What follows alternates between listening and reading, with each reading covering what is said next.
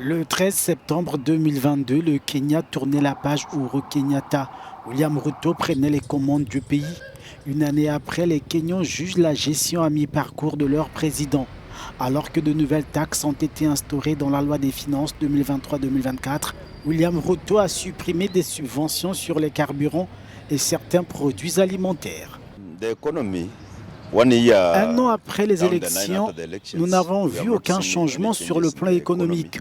En fait, les choses vont de plus en plus mal. Il y a des débats, mais très peu d'actions. Ces gens ont promis le paradis sur terre, mais nous ne voyons rien.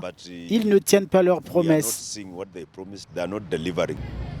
Les prévisions de croissance pour 2023 s'annoncent inférieures au plus 4,8% de 2022, plombées notamment par une monnaie en dépréciation continue et une dette record de 64,4 milliards d'euros. Si j'ai quelque chose à dire concernant le premier mandat de Ruto, je dirais qu'il s'agit d'une période extrêmement difficile pour deux raisons. Premièrement, l'environnement mondial n'est pas facile. Deuxièmement, les politiques mises en place n'ont pas été efficaces. Certaines d'entre elles ont dû être annulées.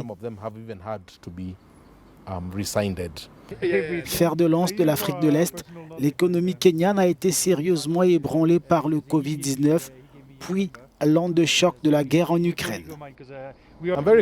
Je suis très inquiet de la direction que nous prenons. Si nous maintenons un environnement où le coût des biens est élevé, où le chômage est important, où les impôts pèsent sur les populations, il est très difficile de créer un environnement de prospérité dans ces conditions.